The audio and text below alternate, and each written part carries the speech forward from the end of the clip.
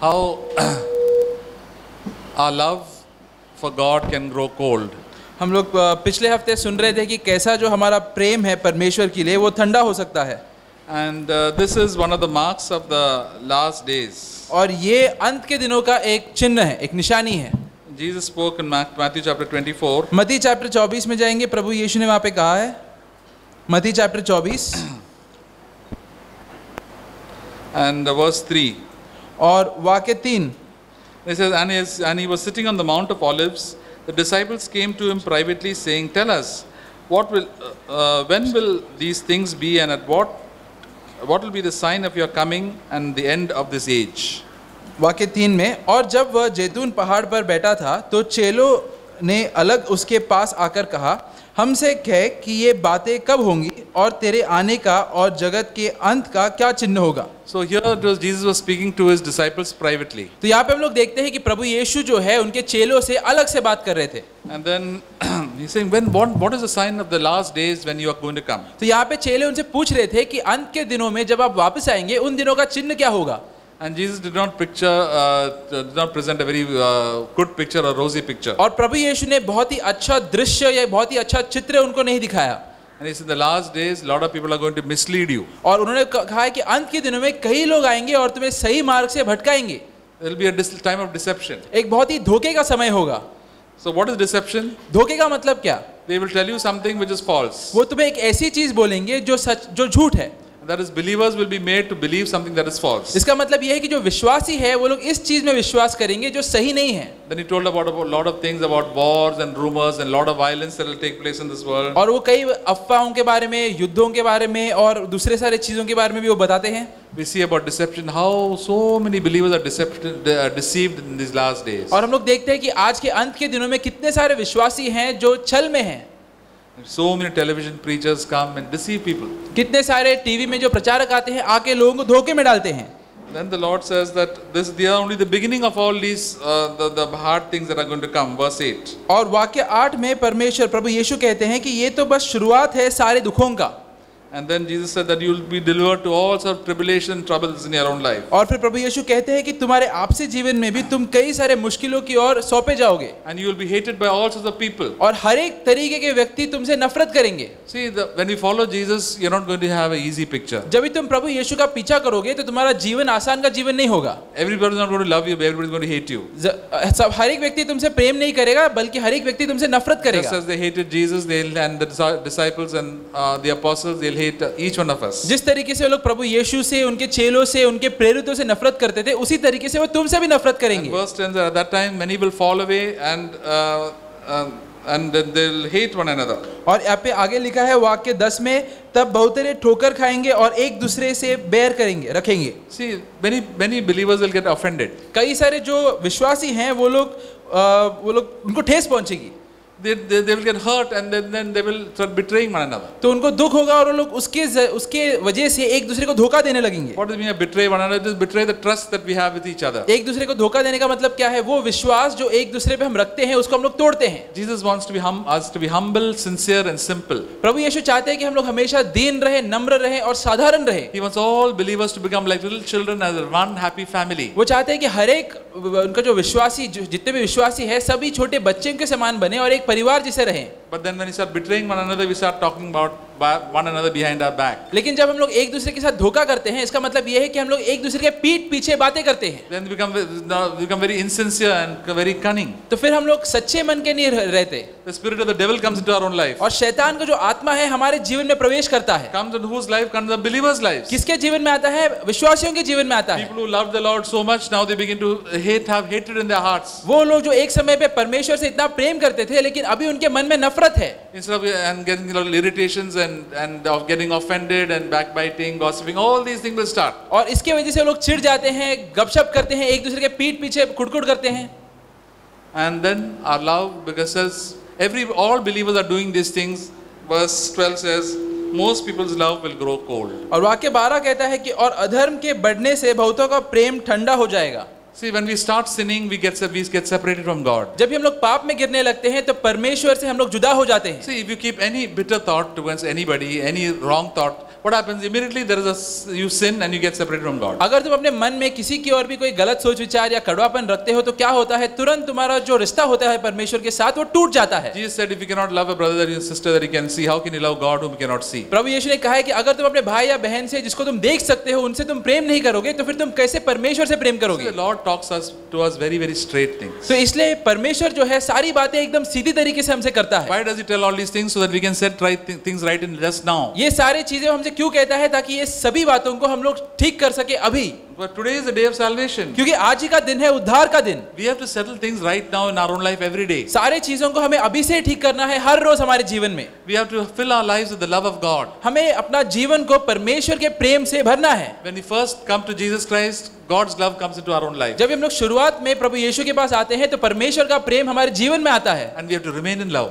तो फिर हमें वो प्रेम में बनाए रहना है. Earlier there was no love in our hearts. पहले हमारे हृदय में कोई प्रेम नहीं हुआ करता था. What was there when there was no love? There was only hatred. अगर प्रेम नहीं रहेगा तो क्या रहेगा, सिर्फ नफरत. We are full of hatred, hating other people, and we also hate other people hating us. हम लोग नफरत से भरे रहते थे, दूसरों से नफरत करते थे और दूसरे हमसे नफरत करते थे. This is the life when we are under the power of the devil. तो यही वो जीवन है जब हम लोग शैतान के नियंत्रण के नीचे जीते थे. This is the life of people who go to hell. ये वही जीवन है जिन लोग नरक में जाने वाले हैं. Can people who fall away, believers, go to hell? क्या विश्वासी नरक में जा सकते हैं? Yes, believers can go to hell. हाँ, विश्वासी होने के बावजूद तुम नरक में जा सकते Jesus हो. said many believers will fall away. क्योंकि यहाँ पे प्रभु यीशु ने कहा है कि कई सारे जो विश्वासी हैं वो लोग पीछे हट जाएंगे. You cannot say once I'm saved, once I'm baptized, and now I'm forever secure in God. तुम ये नहीं कह सकते कि मैं एक बार मैंने उद्धार पाया, एक बार मैंने बपतिस्मा पाया, इसका मतलब मैं हमेशा परमेश्वर में बनाए रहूंगा. Verse 13 says, one who endures to the end, he shall be saved. वाक्य 13 में लिखा है, परंतु जो अंत तक धीरज धरे रहेगा उसी का उद्धार होगा. What do you mean enduring to the end? अंत तक धीरज धरने का मतलब क्या है? Endure in love to the end. इसका मतलब यह है कि तुम्हें अंत तक प्रेम में धरे रहना है. Endure love for God and love for your fellow men. परमेश्वर के लिए प्रेम और एक दूसरे के लिए प्रेम. To the last day of your life. तुम्हारे जीवन के अंत के दिन तक He will be saved.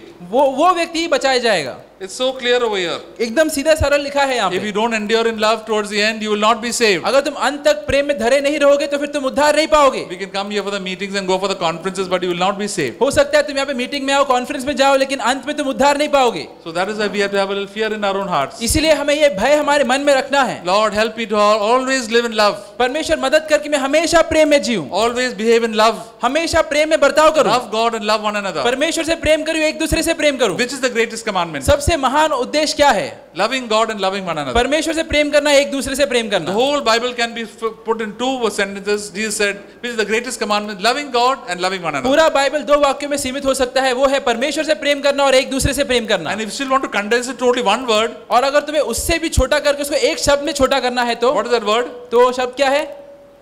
Love. Prem. God is love. परमेश्वर प्रेम है. Where is that verse in 1 John chapter 4? ये वाक्य कहाँ पे है? 1 यूहन्ना चैप्टर 4, 1 यूहन्ना चैप्टर 4, 1 यूहन्ना चैप्टर 4 वाक्य 8. 8. The one who does not love does not know God, for God is love. जो प्रेम नहीं रखता वो परमेश्वर को नहीं जानता है, क्योंकि परमेश्वर प्रेम है. Again verse 16. वाक्य 16. We have come to know and have believed the love which God has for us. God is love. The one who abides in love abides in God, and God abides in him. और जो प्रेम परमेश्वर हमसे रखता है उसको हम जान गए और हमें उसकी प्रतीति है. परमेश्वर प्रेम है, जो प्रेम में बना रहता है वह परमेश्वर में बना रहता है और परमेश्वर उसमें बना रहता है. It says God is love. और यहाँ पे लिखा है कि परमेश्वर प्रेम है.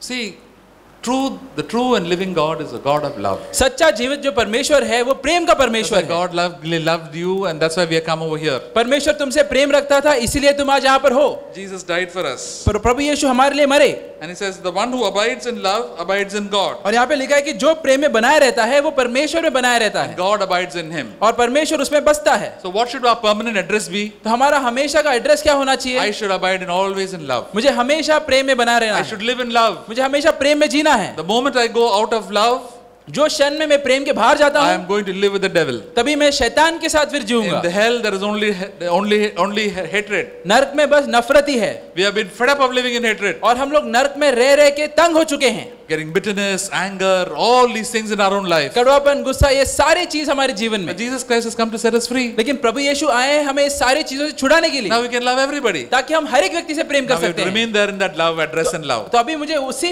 एड्रेस प्रेम में जीना है, All towards all human beings. हर एक मनुष्य की ओर, And especially towards our brothers and sisters in और Christ. खासकर हमारे भाई और बहनों की ओर जो प्रभु यीशु में हैं।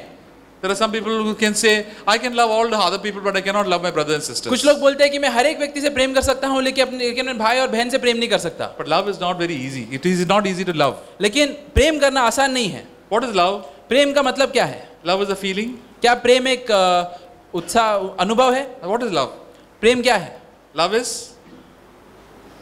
क्या है प्रेम? Love is a doing. प्रेम एक कार्य है।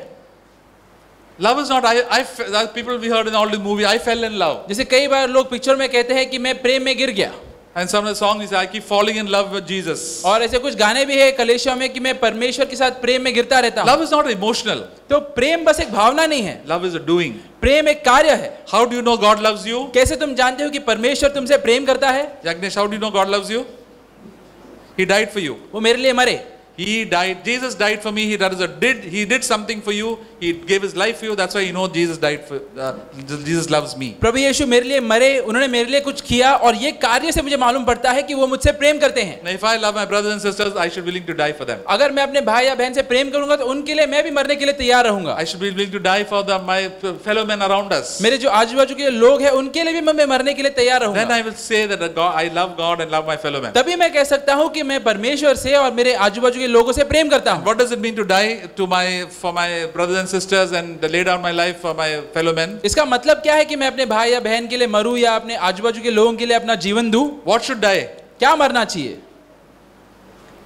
My own selfishness. मेरा खुद का स्वार्थीपन। We are very selfish people. हम लोग बहुत ही स्वार्थी लोग हैं। What I think is right. मैं जो सोचता हूँ वही सही है। My opinion is right. मेरा जो राय है वही सही है। Then we get to fight and quarrel for that. फिर मैं उसके ऊपर झगड़ा चालू कर दूंगा।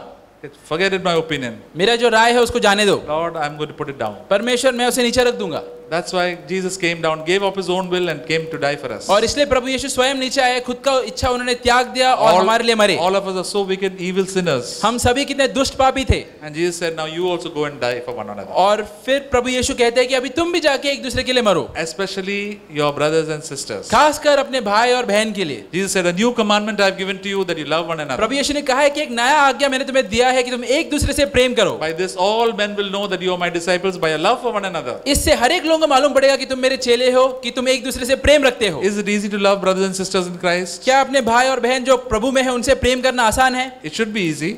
होना तो चाहिए आसान। But when we come to meet one another close, we find that they have got so many faults and they irritate us like anything. लेकिन जब हम लोग उनके निकट आते हैं, उनको आपसी तरीके से जानते हैं, हम उनमें इतनी सारी कमियां देखते हैं, फिर हमें मालूम पड़ता है कि कितना मुश्किल है उनसे प्रेम करना। In your own home, you find that it's so difficult to love your husband and wife and children. तुम्हारे घर में ही तुम ये अनुभव करोगे कि कितना मुश्किल है अपने पति या पत्नी या बच्चों से प्रेम करना। And Jesus said, what I have done, you go and do likewise. और प्रभु यीशु ने कहा है कि जो मैंने किया है अभी तुम ही जाके वही करो। Your job is to love. तुम्हारा जो काम है वो है प्रेम करना। That is to always, whenever you are feeling offended or hurt inside, you ask God to humble yourself and love that person. इसका मतलब कभी भी अगर तुम्हें ठेस पहुंचा हो, अगर तुम्हें बुरा लगा हो, तुम खुद को नम्र करो और जाके वो व्यक्ति से प्रेम करो। Then we can get along with everybody in this world. तभी जाके तुम हर एक व्यक्ति से तुम्हारा तालमेल बैठेगा। See, there's a godly man called Fenelon. फेनेलिन करके एक बहुत ही धार्मिक व्यक्ति He थे। lived he was a Roman Catholic who lived, very godly man, many years back. वो एक रोमन कैथलिक थे, लेकिन बहुत ही धार्मिक भाई थे जो बहुत ही साल पहले जीते थे। Says God is so perfect, और वो कहते थे कि परमेश्वर इतने सिद्ध हैं can bear with everybody, और इसके बावजूद वो हर एक व्यक्ति के साथ वो धीरज रख सकते हैं। and we who are so imperfect cannot bear with the imperfect brothers and sisters. लेकिन हम लोग खुद इतने सिद्ध नहीं हैं, इसके बावजूद हम लोग अपने भाई या बहन जो लोग सिद्ध नहीं है उनके साथ अपन धीरज नहीं रख सकते। The more we grow closer to God, the more loving we become. तो जितना हम लोग परमेश्वर के निकट जाएंगे उतने ही हम लोग प्रेम से भरते जाएंगे। The far we are from God, the less loving we are. हम लोग जितने प्रेम परमेश्वर के पास परमेश्वर से दूर जाएंगे उतना ही हमारा प्रेम कम होएगा। The baby Christians, the carnal Christians are ones who fight and quarrel for everything. जो एकदम जो निचले स्तर पे जो ईसाई जीते हैं वो लोग हमेशा हर एक चीज पे झगड़ा करते रहते हैं। But the ones who go closer to God do not fight. लेकिन जो लोग परमेश्वर के निकट जाते हैं वो लोग कभी झगड़ते नहीं. The Bible says, and the Apostle Paul was telling Timothy, the bond servant of the Lord must not never quarrel. प्रेरित पौलुस तिमोथी उसको कहता है कि परमेश्वर का जो सेवक है वो कभी भी झगड़े में नहीं पड़ना चाहिए. If you start, when somebody starts quarreling with you, if you know the quarreling is there, immediately stop. अगर कोई तुमसे झगड़ा करने लगे और तुम्हें समझ रहा है कि ये झगड़े की ओर जा रहा है तो तुम्हें वहां पे रुकना है. We are people of peace. हम लोग शांति के लोग हैं. We must agree to disagree. हमें हमेशा तैयार रहना है मानने के लिए कि हम लोग नहीं मानेंगे. We should always make peace. और हमें हमेशा शांति की ओर बढ़ना है. Because the gospel can be given only in times of peace. क्योंकि जो सुसमाचार है वो बस हमेशा शांति के समय में ही हम लोग प्रचार कर सकते हैं. So suppose you want to convince your son or your daughter, suppose there's someone in the time of fighting, when you fight and quarrel, you cannot convince anybody about anything. अगर सोचो तुम्हें कोई बात के कोई चीज के बारे में कोई व्यक्ति को मनाना है लेकिन तुम कभी भी वो व्यक्ति को एक अशांत समय पे मना नहीं सकते. Let the things calm down. वो जो भी चीजें हैं उनको शांत होने दो. Then go quietly and speak. फिर जाके शांति में जाके बात करो. Then that person will understand. फिर ही वो व्यक्ति समझेगा. If you want to discipline your child, सोचो अगर तुम्हें अपने बच्चे को अनुशासन देना है and then the child is crying and shouting and doing all sort of natak over there, और उस समय वो जो बच्चा है बहुत ज्यादा चीख रहा है, चिल्ला रहा है, बहुत ही नाटक कर रहा है, that is not the time to give a lecture. तो वो समय नहीं है कि तुम जाके उसको समझाओ. The time to give a lecture is after that person has cried and thing and sitting quietly over there.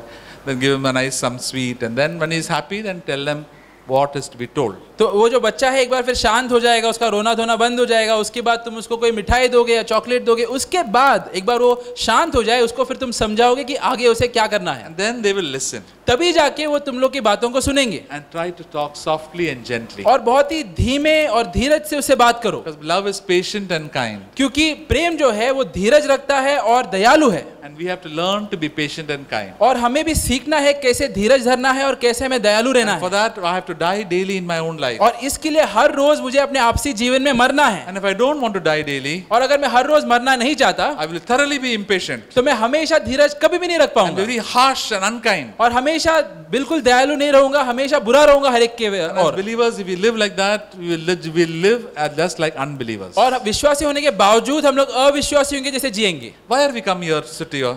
क्यों हम सब यहाँ पे आए हैं? So we will learn the ways of Christ. ताकि हम लोग परमेश्वर या प्रभु यीशु के मार्गों को सीख सकें. We have got so many faults, each one of us in our own हम life. हर एक के जीवन में कितने सारे कमियां हैं, And the Lord speaks to us in love. लेकिन हमेशा परमेश्वर हमसे प्रेम से बात करता है And He changes us. और हमें वो बदलता है. And we have to leave all our bad things, our bad habits. और हमें हमारे सारे बुरे आदतों को छोड़ना है. The Bible says where lawlessness abounds, then sin also abounds much. Bible कहता है जहाँ पे अधार्मिकता बसती है वहाँ पे पाप भी बहुत बसती है. And then when lot of people are doing sin, we also keep on doing sin. तो जब भी बहुत सारे लोग पाप में गिरते रहते हैं हो सकता है कि हम भी पाप में गिरते जाएं. But the Lord says, do not love the world, the things of this world. और प्रभु कहते हैं कि तुम इस दुनिया से और दुनिया के चीजों से प्रेम मत रखो. 1 John chapter 2, 1 यूहन्ना चैप्टर 2 verse 15. 1 यूहन्ना चैप्टर 2 वाक्य 15. Do not love the world nor the things of this world. If anyone loves the world, the love of the Father is not in him. तुम ना तो संसार से और ना संसार में की वस्तुओं से प्रेम रखो. यदि कोई संसार से प्रेम रखता है तो उसमें पिता का प्रेम नहीं है. The Apostle John is known as the apostle of love. प्रेरित यूहन्ना प्रेम का प्रेरित कहलाया जाता था. Now he says, do not love the world nor the things in the world. और यहाँ पे वो कहता है कि इस दुनिया से ना ही इस दुनिया के वस्तुओं से प्रेम रखना. So what we have to do, the opposite of loving is what? तो प्रेम का विरोध क्या है? हमें क्या करना We है? have to hate the world and the things of this world. तो इसका मतलब है कि इस दुनिया से और दुनिया के चीजों से हमें नफरत करनी है. People in this world love the things of this world. इस संसार के जो लोग हैं वो संसार की चीजों से प्रेम करते हैं. What are the things of this world? और ये संसार की चीजें क्या हैं? Things of this world. We all sitting over here. There are things here. Chairs are there in this world. Mic is there. We love the mic or they love the chairs? No. तो इस दुनिया की चीजें जैसे यहाँ पे कई सारी वस्तुएं हैं, चेयर है, माइक है, तो क्या हम चेयर या माइक से प्रेम करते हैं? नहीं. What are the things that we love most? तो ये ऐसी कौन सी चीजें हैं इस संसार में जिनसे हम बहुत ज्यादा प्रेम करते हैं? First on the list we love is most is our food. सबसे पहले हम लोग प्रेम रखते हैं खाने से. Everybody loves food. हर एक व्यक्ति को खाना बहुत ही ज्यादा पसंद है. There was a what is that proposal or a सर्वे में done. तो एक बार एक सर्वे किया गया था. I've told you before. in USA as to what you love the best. तो वो सर्वे किया गया था ये जानने के लिए कि लोगों की पसंद क्या है, What is your passion? What you like very much? You just tell from your heart. You tell what you like. वो ऐसी कौन सी चीजें हैं जिनमें तुम बहुत ज्यादा दिलचस्पी रखते हो, बहुत ज्यादा उत्साहित हो जाते हो. They asked ladies. तो उन्होंने स्त्रियों से पूछा They asked gents. और पुरुषों से पूछा They asked also believers. They asked Christians. और ईसाइयों से भी पूछा. All of them first on the list they said, we like is good food. तो इन सभी जो लोग थे उन सभी लोगों में उनकी सबसे बड़ी पसंद थी खाना, अच्छा खाना. It's correct or not? क्या ये सच है कि नहीं? Yes, we all like very good food very much. हाँ ये सच है, हम सभी को अच्छा खाना बहुत ही ज्यादा पसंद है We think about it also. और हम लोग उसी के बारे में सोचते भी रहते हैं. And then what happens when we love this? But the problem is, it's good to love things, but then when we love it with all of our hearts, we go far away from the Lord. तो इसमें कोई बुरी बात नहीं है खाने से प्रेम रखना, लेकिन अगर हम लोग उसी से बहुत ज्यादा प्रेम रखेंगे तो फिर परमेश्वर के लिए प्रेम करने के लिए जगह ही नहीं बचेगी मन में. You know, there was when Martha and Mary were there, when Jesus was there for a small meeting. वो जो कहानी है जहाँ पे प्रभु यीशु मरियम और मार्था से मिलने गए थे. And Martha thought that for the meeting, food is very important. और जो मार्था जो थी उसने सोचा था कि मीटिंग के लिए खाना सबसे जरूरी बात है. So instead of attending the meeting, she went and attended to preparing food. तो इसके बजाय कि वो जाके मीटिंग में बैठे, वो जाके खाना तैयार कर रही थी. But Mary was sitting at the feet of Jesus. लेकिन मरियम जो थी वो प्रभु यीशु के चरणों में बैठी थी. Mary was sitting, listening to the Lord had to say. और वहाँ पे बैठ के वो सुन रही थी कि प्रभु यीशु उसे क्या बोलना चाहते हैं. She was interested in spiritual food. क्योंकि वो आत्मिक खाने में ज्यादा दिलचस्पी रखती Martha was थी. more interested in earthly food. लेकिन मार्था जो थी उसका ध्यान दुनिया संसारी खाने पे ज्यादा था. She was a good cook. वो बहुत ही अच्छी खाना बनाती थी. She was thinking, now after the meeting, what everybody will eat. तो उसका ध्यान इसी चीज के ऊपर था कि मीटिंग के बाद लोग क्या खाएंगे. But she was not thinking what is important. The meeting is more important or after the meeting. लेकिन उसको ये चीज समझ में नहीं आ रहा था कि मीटिंग ज्यादा जरूरी है कि ये चीज के ऊपर ध्यान करना ज्यादा जरूरी The है. Lord tells us now what is your priority. तो हमेशा प्रभु तुमसे पूछेगा कि तुम्हारे जीवन में क्या चीजें हैं जो बहुत ज्यादा महत्वपूर्ण Is है. it fellowship with the Lord or is it eating food? क्या परमेश्वर के साथ संगति ज्यादा महत्वपूर्ण है या खाना खाना ज्यादा महत्वपूर्ण है. If you are eating food is a great priority, अगर खाना खाना बहुत ही ज्यादा महत्वपूर्ण है तुम्हारे लिए, then you will start hating the Lord and hating God's people. तभी बहुत ही जल्दी तुम परमेश्वर से और परमेश्वर के लोगों से नफरत करने लगोगे. That's why she began to scold Martha. और इसीलिए हम लोग देखते हैं मार्था जो है वो मरियम को डांटने लगती है. And she began to scold Jesus also. और वो तो फिर प्रभु यीशु को भी डांटने लगती Why है. did you tell her to come and join me in the kitchen? क्या आप क्यों नहीं उनको कहते कि ये आके मेरी मदद करे रसोई में, Started रसोई घर finding में. fault. और वो कमियां निकालने लग गई. Just see.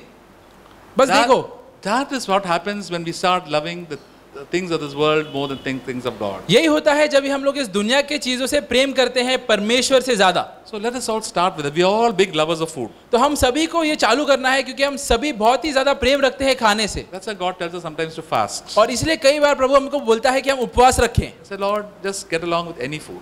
तो परमेश्वर बोलता है कि तुम जो कुछ भी खाना बनता है उसी को खाना सीखो. And that is important in our own lives. We keep God first. और ये बहुत ही जरूरी है इसलिए कि हम लोग हमेशा प्रभु को पहला स्थान दें हमारे जीवन में. And the Lord says, what is there in this world? और हम लोग देखते हैं कि प्रभु कहते हैं कि इस दुनिया में क्या है. The lust of the flesh. जो हवस है शरीर का. What is the lust of the flesh? That is first is food. तो शरीर का हवस क्या है? सबसे पहला है खाना, अच्छा खाना. Then we like to sleep and sleep. फिर बहुत ही सोना हमें अच्छा लगता है. Relax. बहुत ही आराम करना अच्छा लगता है. So that is also a great thing that we like very much. तो ये भी बहुत ही बड़ी चीज़ है जो हमें बहुत पसंद है. And for men it is all sexual desires. और पुरुषों के लिए है काम वासना की बातें. That also they like very much. वो भी उन्हें बहुत पसंद है. We have to keep it under control. लेकिन इसको भी हमें नियंत्रण के नीचे रखना है. God gives all good things for each one of us. परमेश्वर हर एक सही चीज, हर एक अच्छी चीज हर एक व्यक्ति को देता है. But the Lord wants each one of us to keep God first. लेकिन परमेश्वर चाहता है कि हर एक व्यक्ति सबसे पहले परमेश्वर को पहला स्थान दे. And if we don't keep that God first, we will find that we will backslide. और अगर हम लोग देखेंगे कि हम लोग परमेश्वर को पहला स्थान नहीं देते तो हम लोग बहुत ही जल्दी हमारे ईसाई जीवन में पीछे हटने लगते हैं. Then we have the lust of the eyes. और फिर है आंखों की हवस. That is, we want to buy so many things that we are seeing around us. इसका मतलब यह है कि बहुत सारी अभिलाषाएं हैं मेरे अंदर की दुनिया की सारी चीजों को मैं खरीदूं. All the good things that we see with eyes. जो भी अच्छे चीजें हैं मैं देखता हूं मेरे आंखों के जरिए उसे मुझे खरीदना है. Other people also have. क्योंकि दूसरों के पास भी है. God says be content with whatever you have. तो परमेश्वर कहता है कि तुम तृप्त रहना सीखो वो सारी चीजों के साथ जो तुम्हारे पास है. He said, is life worth only food and clothes? तो प्रभु यीशु ने एक जगह पे कहा था कि क्या जीवन का अर्थ बस खाने में है और चीजों बटोरने में है. The important thing is to have fellowship with God. सबसे जरूरी बात यह है कि तुम परमेश्वर के साथ संगति में रहो. God has given enough food, enough clothes. परमेश्वर ने हर एक व्यक्ति को भरपूर खाना दिया है, भरपूर कपड़े दिए हैं. So much enough that we have so much of excess. सिर्फ भरपूर ही नहीं बहुताई में दिया है. And then lust of the eyes and the boastful pride of life. और आगे है जीविका का घमंड। So many times we like to think high things about ourselves. कितने बार हम लोग खुद के बारे में बहुत ही ज्यादा ऊंची चीजें सोचते हैं। We want to be somebody. हम लोग को भी कोई व्यक्ति बनना है। We want to be somebody in the world, somebody in the church. हम लोग चाहते हैं कि हम लोग दुनिया में या कलीसिया में कोई बने। Like the spirit of like the devil who wanted to be somebody in heaven. शैतान जो था, जैसे एक समय पे उसको भी स्वर्ग में कोई बड़ा व्यक्ति बनना था। Jesus said, you should not be like that. You should be humble. You should humble yourself and be like a servant. तो प्रभु यीशु ने कहा है कि तुम्हें उस तरीके से नहीं करना बनना है, तुम्हें खुद को नम्र करना है और एक सेवक बनना है। In the world we don't learn that. लेकिन दुनिया में हम लोग ये चीज नहीं सीखते। Go higher and higher and higher. दुनिया में बस हमें और ऊपर ऊपर बढ़ना होता है। Jesus said, you whatever you do silently and let nobody should know. लेकिन प्रभु यीशु ने कहा है कि तुम जो कुछ भी करते हो एकदम शांत रह के करो ताकि किसी को पता नहीं चले। The spirit of pride and the spirit of humility. और वो है नम्रता की आत्मा, दीनता की आत्मा। The spirit of the pride is found in this world. और घमंड का जो आत्मा है उस दुनिया में हम लोग देखते हैं। And we have imbibed the spirit of pride. और ये जो आत्मा है घमंड का, ये हमारे अंदर भी आई है। We learn it from our friends. हम लोग अपने दोस्तों से सीखते हैं। We learn it from our relatives. हमारे रिश्तेदारों से सीखते हैं। We learn it from the teachers in the school. जो शिक्षक है स्कूल में, उनसे हम लोग सीखते हैं। But where do we learn the spirit of humility? लेकिन नम्रता की आत्मा हम लोग कहाँ पे सीखते हैं? We learn it from Jesus. हम लोग प्रभु यीशु से सीखते हैं। Come to the word of God तो प्रभु यीशु के वचन की ओर आओ and see how Jesus lived. और देखो कैसे प्रभु यीशु जीते थे। And we also we learn it from brothers and sisters in Christ. तो फिर हम लोग भी फिर सीखेंगे दूसरे भाई और बहन से जो प्रभु यीशु में We है। learn it in the true church. हम लोग असली जो कलीसिया है वहां पे सीखते हैं ये। The church should be a picture of heaven on earth. तो कलीसिया जो है वो स्वर्ग का एक दृश्य होना चाहिए इस दुनिया में। Because church is the body of Christ. क्योंकि कलीसिया जो है वो प्रभु यीशु का देह है, शरीर So है। many churches we go, it is just like a big fancy show. It's like a big concert and a tamasha that goes on. लेकिन कितने सारे जो कलीसिया हैं वहां पे बस तमाशा चलता रहता है। It is not the spirit, the body of Christ. वहां पे परमेश्वर या प्रभु यीशु का वो देह नहीं है। Everybody wants to show they're singing, how smart they are, how clever they are, and to show off their talents. सब लोग को बस ये दिखलाना है कि वो लोग कितने होशियार हैं, कितने उनमें क्षमता है, बस यही दिखलाते रहते हैं। And then when they come to the church, when they first come as unbelievers, they get converted, they are humble.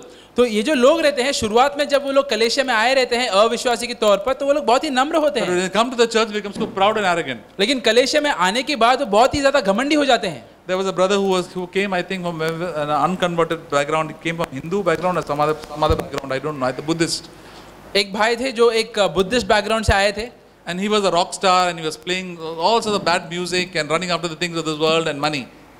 तो बहुत ही बड़े रॉक स्टार थे वो और इस दुनिया में बहुत सारे गाना वाना गीत गाते थे और पैसों के पीछे भागते थे। Genuinely got converted. तो वो जो थे वो सच में उनका परिवर्तन हो गया था, उन्होंने नया जन्म पाया था। So he joined the church. तो कलीसिया में वो भर्ती हो गए थे। And after some time he noticed that he said, see, I've left all these things in this world to follow Jesus, and now I find all these believers in the church are running after the things that I have left. लेकिन कलीसिया में आने के बाद उन्होंने देखा कि मैं जो एक समय पे दुनिया में था, जो चीजों के पीछे भागता था, मैंने वो उसे छोड़ दिया है और प्रभु यीशु के पीछे मैं आ रहा हूँ। लेकिन यहाँ पे कलीसिया में जो लोग हैं वो लोग अभी भी उस दुनिया के पीछे चीजों के पीछे भाग रहे हैं। They are running after the wrong music. They are trying to show off, and they are all the things which I have left. The people in the church are running after those things. गलत संगीत या बस दिखलाना, ये सारे गलत चीजों के पीछे लोग भाग रहे हैं कलीसिया में, वही चीजों को जो मैं छोड़ के आया हूँ। What is this? Is the church of the living God or the church of the devil? तो क्या ये जीवित परमेश्वर का कलीसिया है या शैतान का कलीसिया है? The devil has a control over all these people तो ये सारे लोगों के ऊपर शैतान का नियंत्रण है, because they don't want to love God. क्योंकि वो लोग परमेश्वर से प्रेम नहीं करना चाहते। You know, loving God doesn't mean that we. Loving God means there are two sides of a coin.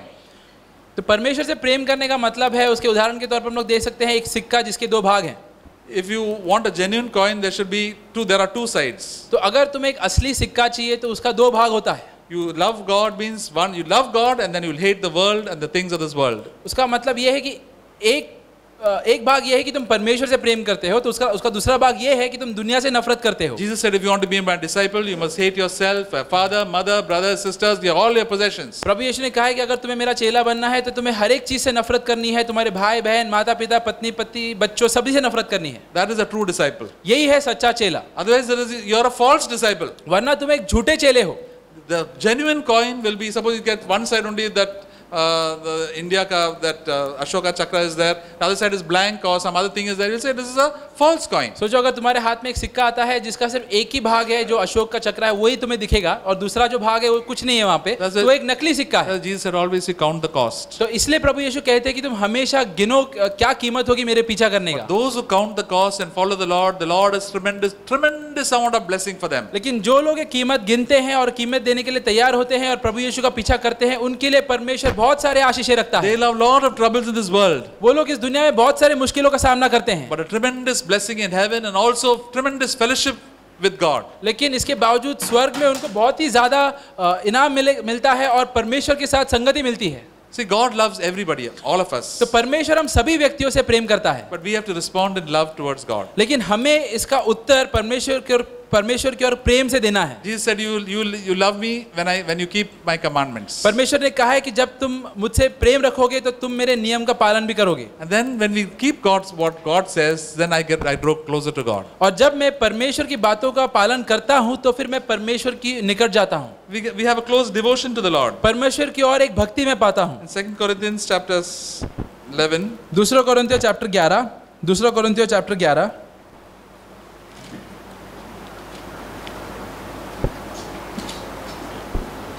दूसरा कोरिन्थियों चैप्टर 11 verse 2. वाक्य 2। For I am jealous for you with a godly jealousy, for I betrothed you to one husband, that is to Christ, that I may present you as a pure virgin. क्योंकि मैं तुम्हारे विषय में ईश्वरीय धुन लगाए रहता हूँ, इसलिए कि मैंने एक ही पुरुष से तुम्हारी बात लगाई है कि तुम्हें पवित्र कुंवारी की नाई मसीह को सौंप दूं। But I am afraid lest the serpent deceived Eve by his own craftiness. Your minds should be led astray from the simplicity and purity of devotion to Christ. परंतु मैं डरता हूँ कि जैसे सांप ने अपनी चतुराई से हवा को बहकाया, वैसे ही तुम्हारा मन उस सीधाई और पवित्रता से जो मसीह के साथ होनी चाहिए कहीं भ्रष्ट न किए जाए। See, our Christian life is a purity, since simple and pure devotion to Christ. हमारा जो ईसाई जीवन है वो एक बहुत ही साधारण सा और बहुत ही पवित्र भक्ति का जीवन है पर प्रभु यीशु की ओर। That is the most important thing. ये सबसे जरूरी चीज है। That should be there. If other things are not there, it's fine. ये होनी चाहिए, बाकी चीज नहीं रहेंगी तो भी चलेगा। You don't have any ministry. हो सकता है कोई सेवकाई ना हो, You don't do anything, any public ministry at हो all. सकता है कि तुम कोई पब्लिक सेवकाई ना करो, But have a simple and pure devotion to Jesus Christ. लेकिन एक साधारण सा और पवित्र भक्ति रखो प्रभु यीशु की ओर। That we should always maintain. ये हमें हमेशा बनाए रखना है। If we maintain that, that is like heaven. अगर तुम ये बनाए रखोगे तो वही है स्वर्ग। And when we start obeying God one step by one step, और जब भी हम लोग परमेश्वर की आज्ञाओं का पालन करते हैं एक कदम एक कदम, our devotion to the Lord becomes more and more better and better. तो हमारा जो भक्ति है परमेश्वर की ओर वो और बेहतर होते जाता है। If I stop obeying God, लेकिन अगर मैं परमेश्वर की बातों का पालन करना छोड़ देता हूँ then I draw far away from the Lord. तो फिर मैं परमेश्वर से और दूर हटने लगता हूँ। Jesus had close disciples who were close to him. परमेश्वर के प्रभु यीशु के पास काफी सारे चेले थे जो उनके बहुत ही ज्यादा निकट थे। The Apostle John was one who always leaned on Jesus' breast. ये जो यूहन्ना प्रेरित था वो एक ऐसा व्यक्ति था जो हमेशा प्रभु यीशु के छाती के ऊपर टेका रहता था। He always wanted to do the things that are pleasing to the Lord. इसका मतलब ये है कि वो हमेशा वही करना चाहता था जो प्रभु यीशु जिससे प्रसन्न होते थे। He didn't want to do his own will. वो बस अपनी इच्छा करना नहीं चाहता था। That's why he said this is a disciple whom Jesus loved. और इसलिए उसके बारे में लिखा गया है कि ये वो चेला है जिससे प्रभु यीशु प्रेम करते थे। So Jesus, God can love me and God can love you to the extent that you obey him and love him. तो प्रभु यीशु तुमसे और मुझसे वहां तक प्रेम कर सकते हैं जहां तक हम लोग भी उसका आज्ञाओं का पालन करते हैं और उससे प्रेम करते It हैं। all depends upon us. तो ये सारी चीज हमारे ऊपर ही निर्भर है। God has got no favorites. परमेश्वर के पास कोई भेदभाव नहीं है। If you are humble and you are simple in heart and love the Lord, you'll be very close to the Lord. अगर तुम नम्र रहोगे और मन में एकदम साधारण से रहोगे तो परमेश्वर के तुम बहुत ही निकट जाओगे। If you take the word of the Lord lightly, then what happens? Then you will be far away from the Lord. लेकिन अगर तुम परमेश्वर के वचनों को एकदम हल्के तरीके से लोगे तो फिर क्या होगा, तुम परमेश्वर से दूर हो जाओगे। Don't look at this believer and that believer. तो ये विश्वासी वो विश्वासी की ओर मत देखो। See, all the believers are behaving like that. That's even I am also behaving like ये that. मत बोलो कि सारे विश्वासी इस तरीके से बर्ताव कर रहे हैं तो मैं भी इसी तरीके से बर्ताव करूंगा। One day we have to stand before the Lord. एक दिन हमें परमेश्वर के सामने खड़े रहना है। If your husband doesn't love the Lord, you love the Lord. अगर तुम्हारा पति परमेश्वर से प्रेम नहीं करता तो तुम परमेश्वर से प्रेम If your करो। wife doesn't love the Lord, you love the Lord. अगर तुम्हारी पत्नी परमेश्वर से प्रेम नहीं करती तो फिर तुम परमेश्वर से प्रेम All करो। are individual relationship. ये सारी जो है एक इंडिविजुअल रिश्ता है। And the more we draw closer to the Lord, we draw closer to those who love the Lord more. और जितना हम लोग परमेश्वर के पास जाएंगे उतना ही हम लोग परमेश्वर के लोगों के भी निकट जाएंगे. There are different believers sitting over here. यहाँ पे कितने सारे अलग अलग विश्वासी बैठे हैं. And as we draw closer to the Lord, the ones who are very close to the Lord will want to talk about the Lord more and more. तो जैसे जैसे हम लोग परमेश्वर के और निकट जाएंगे तो दूसरे विश्वासी जो खुद भी परमेश्वर के निकट जा रहे हैं, हमारी जो रिश्ता है उनसे और निकट होती जाएगी. That's the Lord wants us to always draw close to Him and endure in love to the very end. तो इसलिए परमेश्वर चाहता है कि हम लोग हमेशा उसके निकट जाते रहें और धीरज धरे रहें अंत तक. When we love God, we love our brothers and sisters in Christ. जब भी हम लोग परमेश्वर से प्रेम करते हैं तो हम लोग अपने भाई और बहन से भी प्रेम करते हैं. And that God will fill us with the Holy Spirit. और फिर परमेश्वर हमें उसकी पवित्र आत्मा से भरता है. How did the love of God come into our heart in the first place? परमेश्वर का जो प्रेम है हमारे मन में सबसे पहले कैसा आया था? When we repented from our sins जब हमने अपने पापों से पश्चाताप किया and trusted in Jesus Christ. और प्रभु यीशु में भरोसा किया. And Romans chapter 5 says that then the Holy Spirit came into our hearts, that the love of God is poured out into our hearts. तो रोमियो चैप्टर 5 कहता है कि पवित्र आत्मा परमेश्वर का हमारे जीवन में आया और परमेश्वर का जो प्रेम है हमारे मनों में उंडेला गया. That is a wonderful thing. God pours His love into your heart. तो परमेश्वर जो है उसका प्रेम तुम्हारे मन में उंडेलता है. Once there was hatred, now there is love. एक समय पे नफरत था लेकिन अभी प्रेम है. Love for your enemies, love for your boss, love for your wife, love for your husband, and love for everybody, mother-in-law and father-in-law, everybody else we can love. दुश्मन के लिए, मालिक के लिए, पति पत्नी, सास ससुर, हर एक व्यक्ति की ओर मैं प्रेम रख सकता हूँ. All the criticalness and the anger and the bitterness and the jealousies all suddenly go away. जो भी गुस्सा है, ईर्ष्या है, कमियां निकालनी है, ये सारी आदतें निकल जाती है. They are all sort of chased out of our lives. ये जो सारी चीजें भगाई जाती हैं. Come and repent, brothers and sisters. तो इसलिए आओ और पश्चाताप करो भाई और The बहनों. Holy Spirit will come into your life. पवित्र आत्मा तुम्हारे जीवन में आएगा. And then the love of God will come to our life. और फिर परमेश्वर का जो प्रेम है तुम्हारे जीवन में We आएगा. will not see other people's faults. तुम दूसरों में जो कमियां हैं वो नहीं देखोगे. There is a song that we sing, He looked beyond my fault and saw my need. जैसे हम लोग गीत गाते हैं कि उसने मेरा जो कमियां हैं उसके भीतर देखा और उसने मेरी जरूरत को देखा. When we see people with faults, the first thing we get is to criticize it. हम लोग सबसे पहले जब भी लोगों में कमियां देखते हैं हम लोग क्या करते हैं और उनमें कमियां निकालते हैं. It's a great habit that all of us have. ये जो आदत है हम सभी में है. We all unbelievers have it, and many believers also have it. अविश्वासियों में तो होता ही है, काफी सारे विश्वासियों में भी होता है. But when we come to the Lord, we come close to the Lord, लेकिन जब भी हम लोग परमेश्वर के निकट आते हैं we see the person's fault and look beyond that fault. तो हम लोग जब एक व्यक्ति में कोई गलती देखते हैं या कमी देखते हैं तो हम लोग उसको अनदेखा करते हैं. And we have compassion on him. और हम लोग फिर उसके ऊपर करुणा दिखाते हैं. And then we pray for that person. और उसके लिए प्रार्थना करते हैं. When God looked at me, how did He see? जब भी परमेश्वर ने मेरी ओर देखा उसने क्या देखा? See what secret sins you have been doing. उसने देखा कि देखो क्या गुप्त के पाप में तुम पड़ रहे हो. He didn't tell all the angels what sort of problems or what are bad things I have done. तो उसने जाके सारे स्वर्गदूतों को ये नहीं बोला कि मैंने क्या क्या गलत चीजें किए हैं. Jesus prayed for me. लेकिन प्रभु यीशु ने मेरे लिए प्रार्थना किया. He had compassion on me. मेरे और उसने करुणा दिखाया. And Jesus said, go and do likewise. और उसने बोला कि अब तुम भी जाके यही करो. Go and have mercy towards one another. जाके एक दूसरे की ओर करुणा दिखाओ. We can be the believers can be one of the most unmerciful characters. कई बार विश्वासी जो होते हैं बिल्कुल करुणा दिखाते नहीं है दूसरों की We ore. can fight like over doctrine like cats and dogs. हम लोग सिद्धांतों के ऊपर कुत्ते बिल्ली के जैसे झगड़ सकते हैं. We had one sister here. She said she came from Marthoma background. एक बहन थी हमारे बीच जो मार्थोमा बैकग्राउंड से आई थी. And then she had a lot of relatives who were believers. और उसके काफी सारे रिश्तेदार थे जो विश्वासी थे. And one was Pentecostal, the other was brethren. तो उसमें से कुछ विश्वासी ब्रेदरन थे, कुछ विश्वासी पेंटेकोस्टल थे. So once they used to come a function in a house, they used to come and argue about doctrine and such terrific arguments. और जब भी वो लोग हमारे घर में मिलते थे कोई भी मौके पे तो वो लोग बहुत ज्यादा झगड़ते थे सिद्धांतों के ऊपर. And she used to wonder, see, what sort of believers they are, just fighting with each other. और वो इन लोगों को देखती थी और बोलती थी किस तरीके के विश्वासी है, देखो कैसे झगड़ रहे हैं आपस में. And Jesus said, you are my believers, you love one another, you are truly my children. और प्रभु यीशु ने कहा है कि अगर तुम मेरे चेले हो तो तुम एक दूसरे से सच में प्रेम करोगे. All sort of doctrinal, we have so much disagreement. Every believer will have. हर एक विश्वासी जो है वो सिद्धांतों के ऊपर कुछ ना कुछ वो लोग का अंतर रहेगा. Because we are all very imperfect. क्योंकि हम सभी सिद्ध नहीं हैं. One day when we all go to heaven, एक दिन जब हम लोग सब स्वर्ग में जाएंगे, we'll suddenly discover we were so wrong. वहाँ पे हम लोग देखेंगे कि हम लोग कितने गलत थे. All of us will discover. हम सभी ये देखेंगे. How wrong I was. मैं कितना गलत था. But the Lord doesn't. Beyond the disagreements, you have to have love. लेकिन परमेश्वर कहता है कि सारे जो अंतर है, सारे जो झगड़े हैं, उसके आगे देखो और प्रेम रखो, And we have to endure in love to the very end. और अंत तक धीरज धरे रहो प्रेम में। And that we can do it by the power of the Holy Spirit. और ये हम लोग कर सकते हैं पवित्र आत्मा के शक्ति के द्वारा। God will fill us with the Holy Spirit every day. परमेश्वर हर रोज हमें पवित्र आत्मा से भरेगा। Lord, fill me with the Holy Spirit in my practical situations of life. परमेश्वर मुझे अपने रोजमर्रा के जीवन के परिस्थितियों में तू पवित्र आत्मा से भर। In my home situation, among my relatives, in my workplace, in the church. मेरे घर में, मेरे रिश्तेदारों के बीच, मेरे दफ्तर में, कलीसिया में।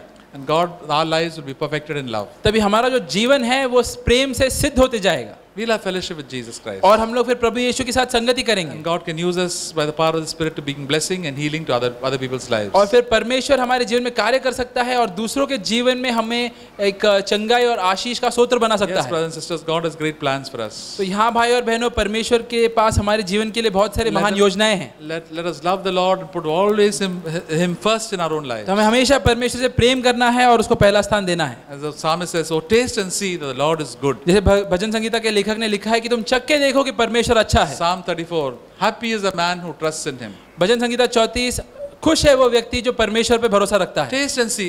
Have you seen that God is good? Taste and see.